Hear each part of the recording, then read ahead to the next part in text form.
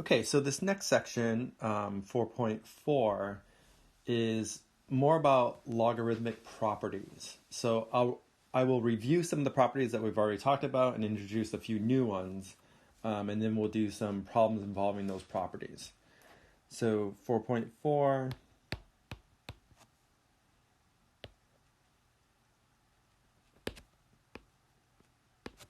is logarithmic properties.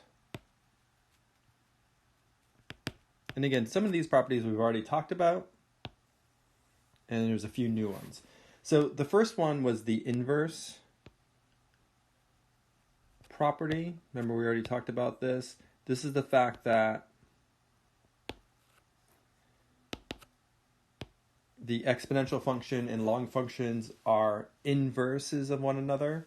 So if I do the log base b of b to the x, that's going to give me back the input x, right, the argument x.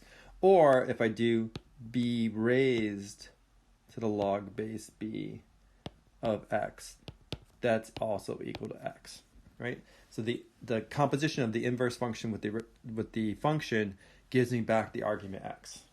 Okay, so we know that. The other one that we learned was the exponential property.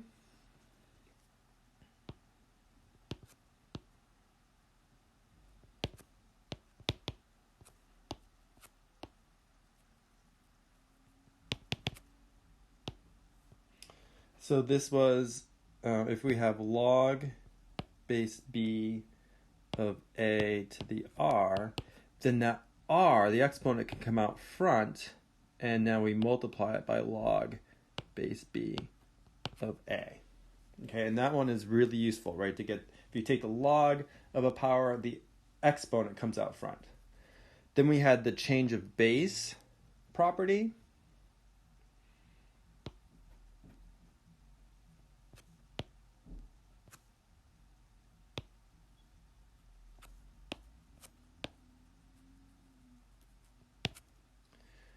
So what this said was, if I want to find the log base b, and b can be any base, right, of a, then I can do log base c, and c is typically a base that your calculator can do, either base 10 or base e. So log base b of a is equal to log base c of a divided by log base c of b. And we proved that last time, right, based on the properties. So typically this is used when you want to find the log base, something other than 10 or e. Then you can use the common log or the natural log to actually get that particular log of some other base. Now there's a few new properties. So there's something called the sum of logs property. So this one is new.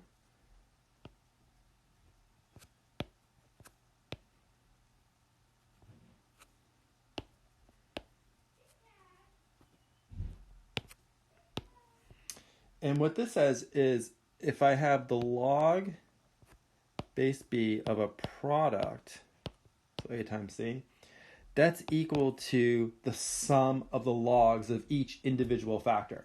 So that's equal to log base b of a plus log base b of c.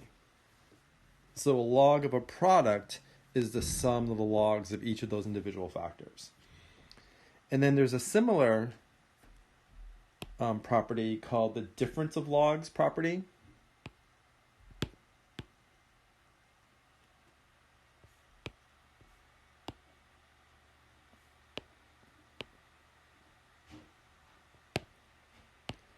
And that says if I have the log of a quotient, so log base b of a over c, it turns out it's the difference of the logs, right? So it's going to be log base b of a minus log base b of c. Okay. Actually, let me show you a proof. I'll just do one of them. Let's do the sum of the logs property. Let me show you why that's true by looking at other properties, other log properties.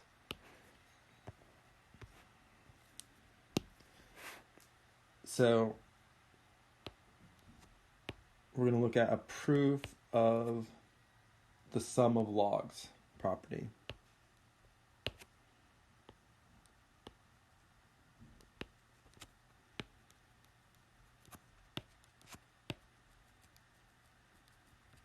So let's see why that rule is true. If I do the log of a product, it's equal to the sum of the logs.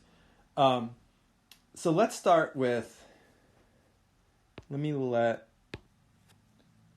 little a be log base b of a, and let little c be log base b of c. Okay, so I'm just defining those variables. Little a is log base b of capital A, little c is log base b of c. Well, we know that the exponential form of each of those logs, I can write it this way, right? I can say the first one is equivalent to saying b to the a, right? B to the little a is equal to capital A. And the second one is equivalent to saying b to, remember the exponent is the answer of the log, so that c is equal to capital C. Okay. Now let me multiply a and c together. So if I do a times c, that's the same as b to the a times b to the c, right? Because a equals b to the a, c equals b to the c. And then when I multiply exponents together and they have the same base, right? Or powers together and they have the same base, the answer, remember, is the base. You keep the base and you add. The rule is you add the exponents. So a times c, capital A times capital C, is equal to base b raised to the little a plus little c power. Okay, we're just using our rules for exponents now. Now I'm going to take the log base b of both sides. So I have log base b of a times c. That's got to equal log base b of b to the a plus c, little a plus little c. Okay, now remember, right, the rule, here's where the exponent rule comes in, or exponential property. That a plus c, the exponent, that can come out front, right? So I have, I'll write it on this side. I have log base b of b to the a plus c is equal to, I'm just writing this over again, log base b of ac. But using the exponential property, that a plus c can come out front. And I have log base b of b, that's equal to log base b of ac. But what's log base b of b? That's equal to 1, right? Remember, this is just 1. So now what I'm saying is that little a plus little c is equal to log base b of ac. But remember, little a is log base b of a. And little c is log base b of c. So that's equal to log base b of ac. And of course I can write it either way, right? I could write it that way. The sum of the logs is the log of the product. Or I could start, just rearrange this and say the log base b of ac is equal to the log base b of a plus the log base b of c. So that's basically a proof. Again, just using our rules for exponents and logs, we're able to derive that. Okay, so that will come up a lot. All right, so let's do some problems with this. Let's say I want to simplify. So I'm going to give you some expressions that contain logs in them. I want to simplify to a single logarithm.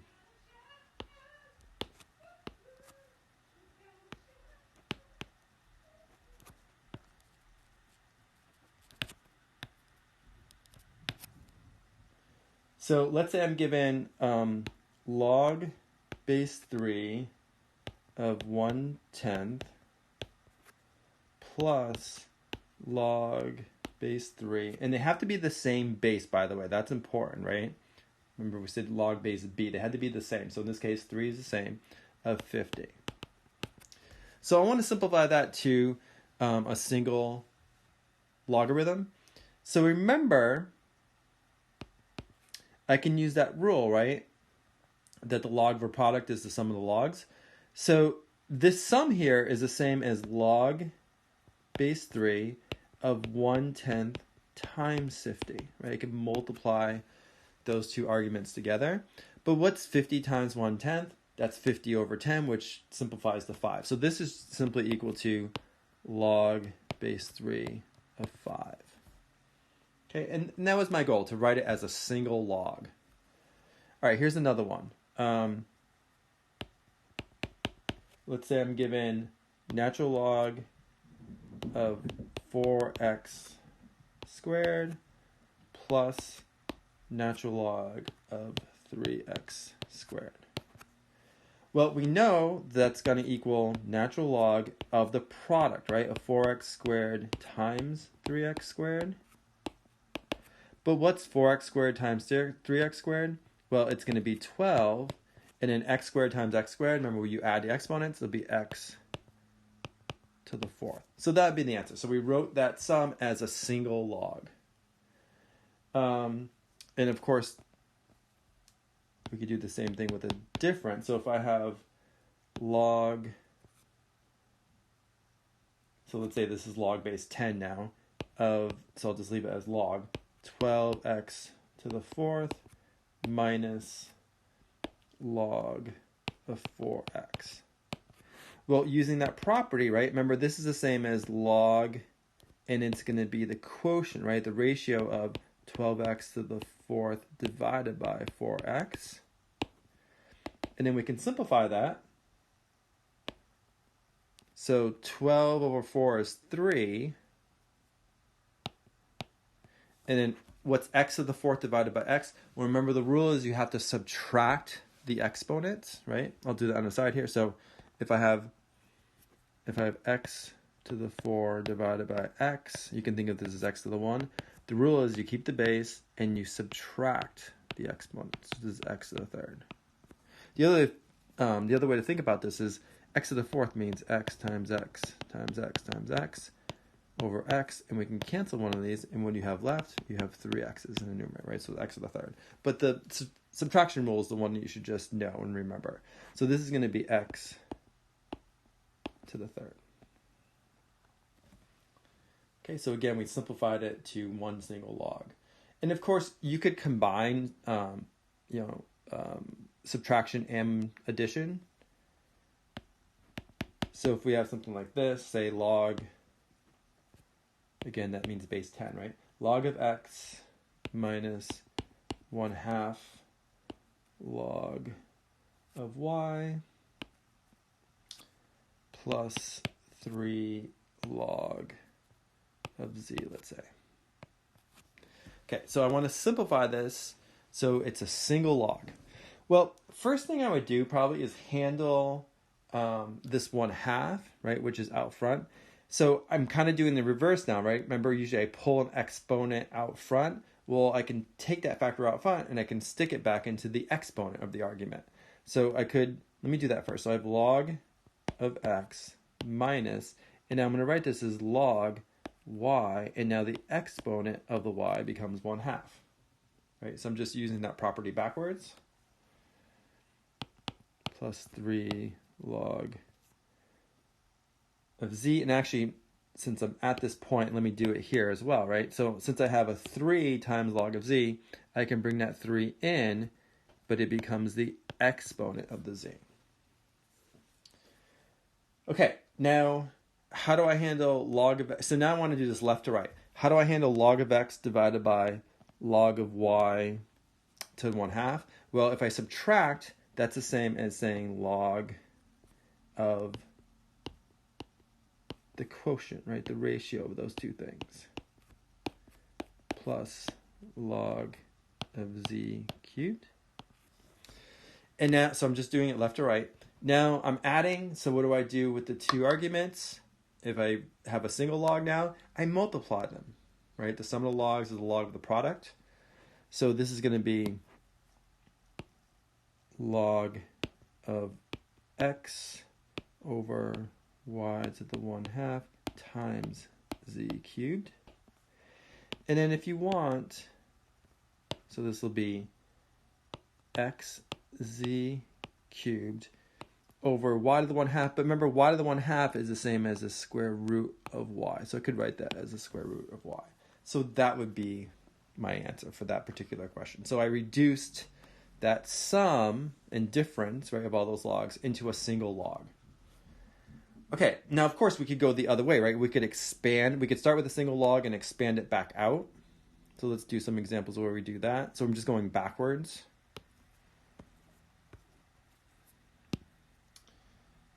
So let's say I want to expand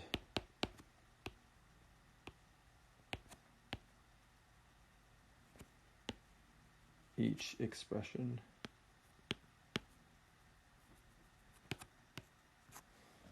So let's say I start with natural log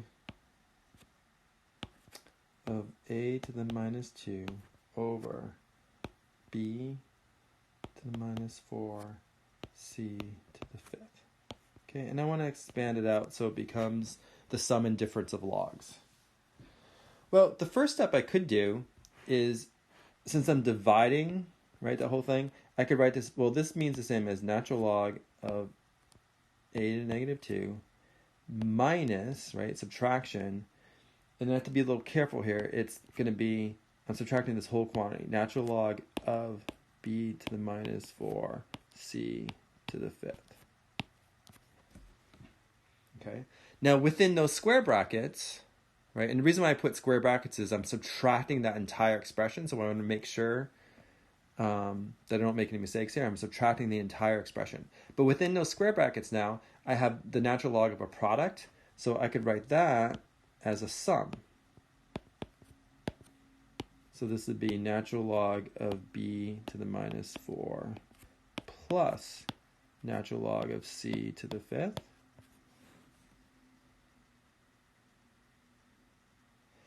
Now I can use the exponential property or the exponent property where I can bring those exponents out front, right, in front of each of the logs. So this will be -2 natural log of a minus, I'll keep this for now, and then this will be -4 natural log of b plus 5 natural log of c. And then finally, I would just distribute in this -1, right? Multiply in by -1. So this will be -2 natural log of a. -1 times -4 is plus 4 natural log of b. And -1 times 5 is -5. So -5 natural log of c. And that would be my answer. So I'm just going backwards. I'm expanding out the log now. Okay, here's another example of one that's going to be expanded out. Let's say I have log, so it's log base 10, of x squared y cubed, and then let's say the third root of x squared y to the 5th. Okay, so first thing I would do is write this as a sum, right, of those three terms inside. So the first step, I would say, well, this is equal to log of x squared plus log of y cubed plus log of the cube root of x squared y to the 5th. But another way of writing the cube root is I can write this as log of x squared y to the 5th, and cube root means raise it to the 1/3 power. Okay. So now what I'm going to do is I'm going to take care of all those exponents, right? I'm going to bring them all out front. So this is 2 log of x plus 3 log of y plus 1/3 log of x squared y to the 5th. And now we need to work on the log of x squared y to the 5th. Well, it's a log of a product, so I can break it up into a sum. So everything else is going to stay the same here.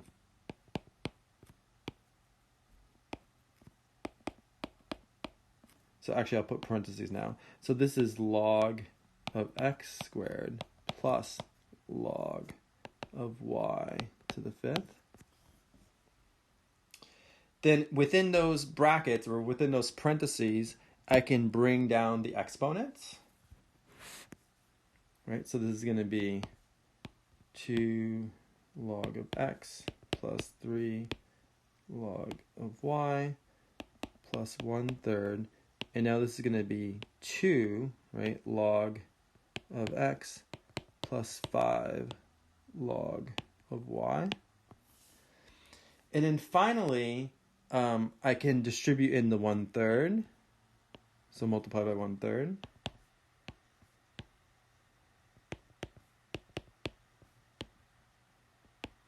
So 1/3 times 2 is just going to be 2/3, right? Log of x. Plus, and then 5 times 1/3 is 5/3 log of y. And then there's one more thing I can do. I can combine like terms, right? So I have a 2. So if you look at this, right, I have a 2 log of x, a 2/3 log of x.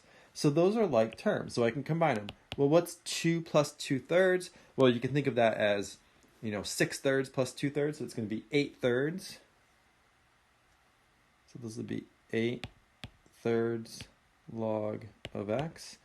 And then the other two terms that are like terms are the log y terms, right? 3 log y, 5/3 log y. So to combine them, I have to add the fractions. Well, what's 3 plus 5/3? Well, you can think of it as 9/3 plus 5/3, which is 14/3. So this will be 14/3 log of y. So that would be the answer. So the original single log expression ended up being 8/3 log of x plus 14/3 log of y. Okay, for the last few examples, let's look at solving log equations. And we'll also do another exponential equation that we talked about earlier. So solving logarithmic expressions, or equations in this case. So solving log equations. Now, the key thing, just like when solving exponential equations, we had to isolate the exponential. When solving logarithmic equations, we want to isolate the logarithm. And then basically, we take the exponential of both sides, or we can just rewrite as an exponential. It's up to you on how you want to do that. So let me write this down. So when solving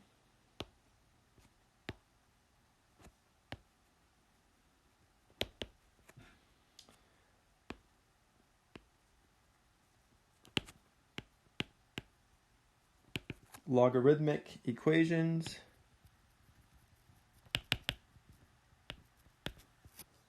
we isolate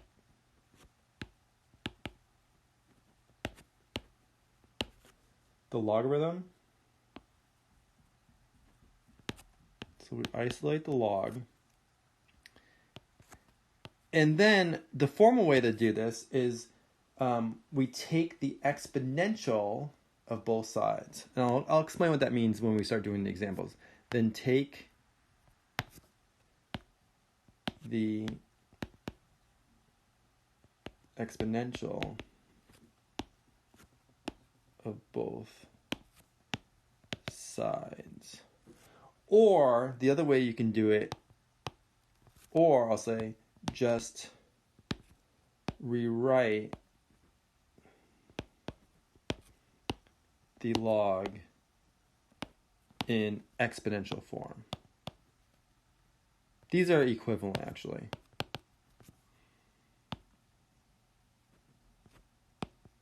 I think it's better to think of it as just formally exponentiating both sides. Okay, so what do I mean? This will make more sense when I go over an example. So here's an example. Let's say we want to solve this log equation for x. So I have log of x plus 4 minus log of x plus 3, and that's equal to 1. Okay, so I need to isolate the log, right? Well, what does that mean to isolate the log? It means get the log by itself on one side.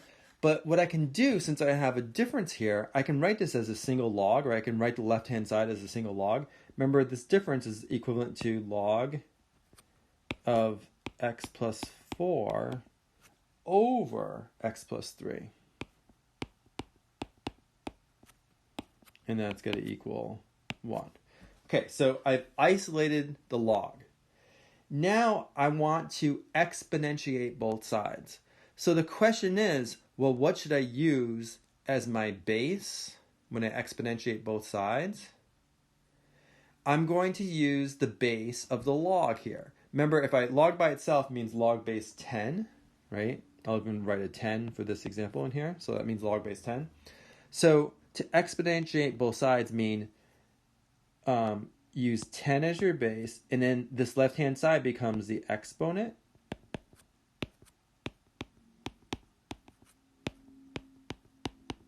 And this will work. This will be true as long as I do it to both sides.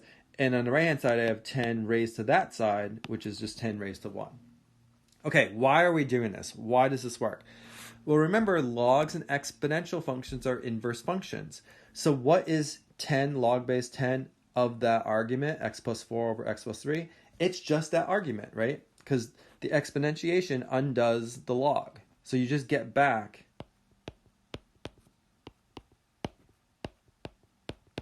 this argument. You get out the argument, which is what we wanted. And then what's the right-hand side? Well, 10 raised to the 1 power is just 10. Okay, so great. Now we have a nice easy equation we can solve, right? So I need to solve this for x. So how do I do this? Well, I want to clear out the fractions first. So I'm going to multiply both sides by the lowest common denominator, which is x plus 3. I'll do it this way, x plus 4 over x plus 3 equals, and then don't forget the right-hand side, also by x plus 3. So how does that help me? Well, what's going to happen? This is going to cancel, right? X plus 3s will cancel. And I'm going to get x plus 4 is equal to, and then the right-hand side I can distribute into 10. So I get 10x plus 30. Then let's see, I guess I'll subtract 10x from both sides. So I'll move the x's left-hand side. So I have negative 9x plus 4 is equal to 30. I will subtract 4 now. So I'm going to get negative 9x is equal to 26. And then finally, I'll have to finish it over here somewhere. I have negative 9x is equal to 26. So I just need to divide by negative 9. So I'm going to get x is equal to negative 26 ninths. And that is an exact answer. If you want, you can approximate it, right, by plugging into a calculator. This is about negative 2.889.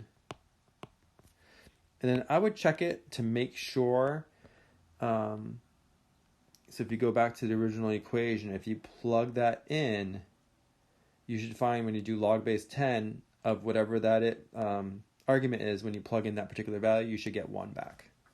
Okay, you should check it because you want to make sure we're not taking the log of a negative value. You can never take the log of a negative value. But in this case, you know, if it's negative 2.88, that means both the numerator and denominator will be positive, right? Because I'm adding 4 and adding 3, so I should be fine. And when you do that, you should get exactly 1. Okay, what about this one? This one's a little bit tougher because it's going to involve a quadratic at the end. So let's say I want to solve this log equation.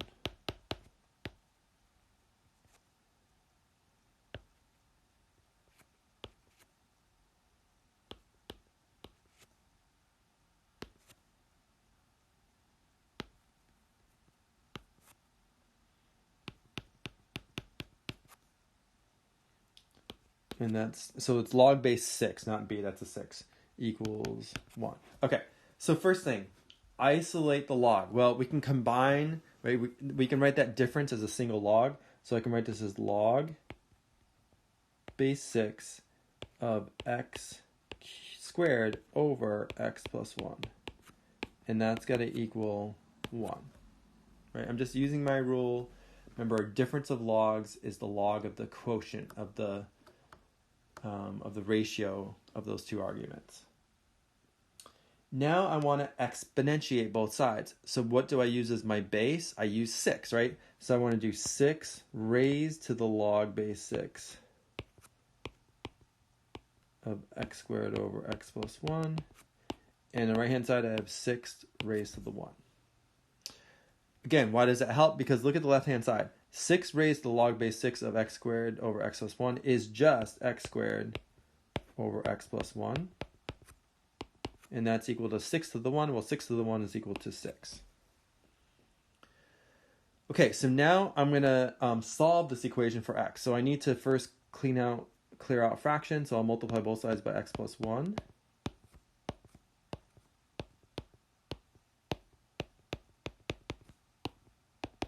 Don't forget to do the right-hand side, right? Also x multiplied by x plus 1. So this cancels. And I'm going to get x squared is equal to, if I distribute that 6, I'll get 6x plus 6. Okay, this is a quadratic equation, right? So I need to get everything on one side, set it equal to 0. So I'll just bring both of these terms to the left-hand side. So I need to subtract 6x, subtract 6. So now I have x squared minus 6x minus 6 is equal to 0. How do I solve this? Well, this is not easy, right? It's not easy to factor. Typically, you would try factoring first, but you won't be able to find two things when multiplied give you negative 6 and added give you negative 6. So then how do we solve this? Well, you can either use technology or you have to turn to the quadratic formula. So if you use the quadratic formula, let me do it on the side over here. I have x squared minus 6x minus 6 is equal to 0. So like a is equal to 1, right? B is negative 6, and c is negative 6. So if I plug into the quadratic formula, I have x equals minus b plus or minus the square root of b squared minus 4 times a times c all over 2a. Okay, and if you work this out, this is going to be 6, right? Plus or minus. This is the square root of 36 plus 24, right, which is 60, all over 2.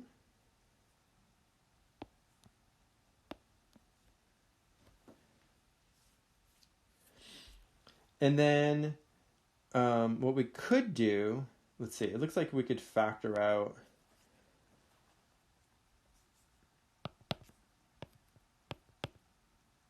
60 is what? It's 4 times 15, right?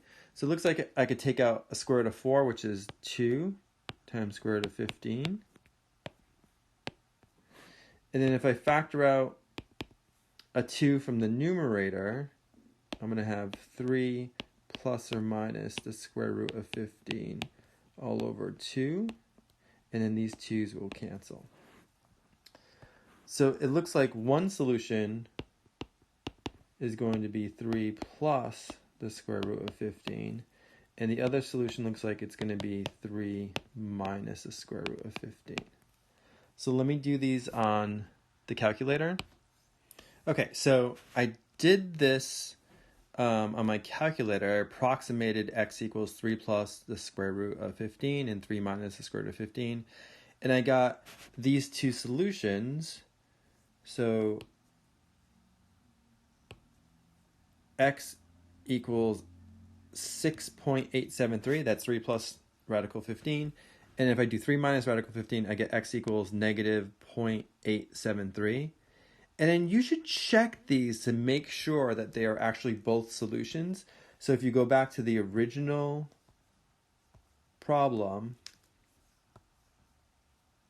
so this first log equation here, and for an x, if I plug in both those values, it turns out that they both work. Okay. So it's a little bit of work to check it because it's log base 6, but some calculators you can actually just tell it to do log base 6. And you should get 1 when you plug that in on the left-hand side, or something very close to 1. At least it'll be, there could be some rounding error, so it should be very close to 1, because we actually rounded those when we did the square roots. All right, great. So both of those answers are correct. Now, let me do one more, and actually the last one I'm going to do is just another, it's actually an exponential problem, not a log problem, but I want to do one more just to make sure that we're all on the same page with this. So remember, with log equations, we isolated the log, and then we exponentiated both sides, and with exponential equations, we want to isolate the exponential and then take the log of both sides. So let me show you one more of those. Let's say I want to solve this equation. So 17 times 1.14 to the x equals 19 times 1.16 to the x. So this is a little more challenging than we've seen so far. All right, so I need to isolate the exponential part. So I can either divide both sides by 1.14 to the x or by 1.16 to the x. I need to bring those exponential terms on the same side. So I'm just going to choose to divide both sides by 1.16 to the x. So let me write this again. So we have 1.14 to the x equals 19 divided by 1.16 to the x. So I'm going to divide by 1.16 to the x. But you could also divide by 1.14 to the x. It doesn't matter.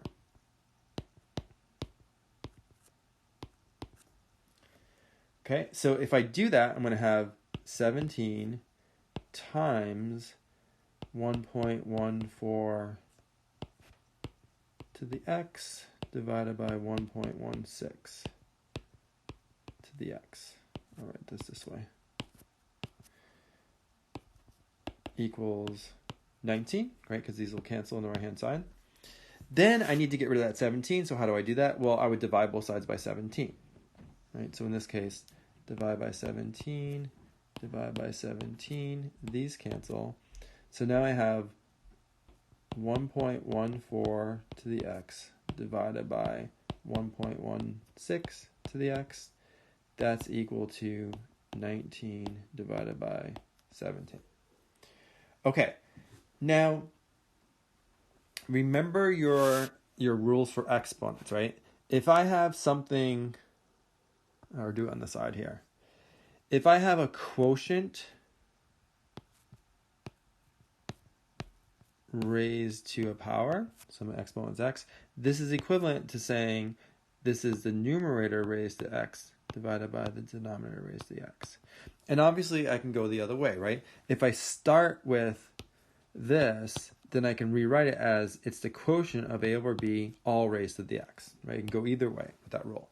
So that's what we're going to use here. So if you look at this, since both things are raised to the x power, I can rewrite this as this is just a quotient. This is the ratio of 1.14 over 1.16 raised to the x, right? And that's equal to 19 over 17. So now I've isolated my exponential. Now, how do we solve this? Well, remember the rule now is you take the log of both sides. So I'm just I always like to use natural log, but you can use whatever you want.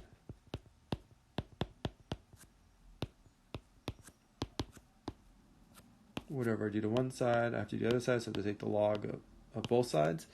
And why do we do that? Because remember, the rule now is I can bring that x, the exponent, out front. So this is x times natural log of 1.14 divided by 1.16 is equal to natural log of 19 divided by 17.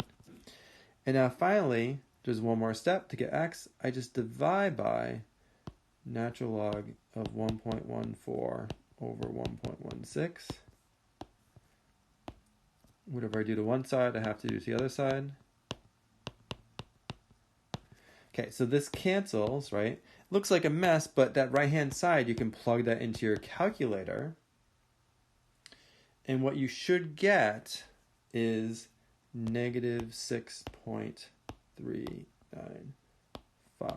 So that would be the solution. That would be the answer. So if you want to check it, take that x and plug it back in to the original equation up here, right, where you have x at the very top.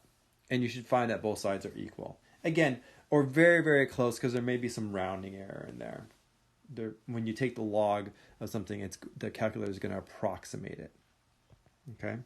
So you should get both sides very, very close, if not exactly equal to one another. All right, so actually that's it for section 4.4. The next section is 4.5, which will talk about the graphs, like what the log functions look like graphically, so the shape of the curves. And then so that's 4.5. And in 4.6, we're going to look at some applications of exponentials and logs. So the title of the section is called Exponential and Logarithmic Models. So we're going to model using exponentials and logs. So in other words, we're going to solve some applications, right? Some word problems using exponentials and logs. All right, great, thanks.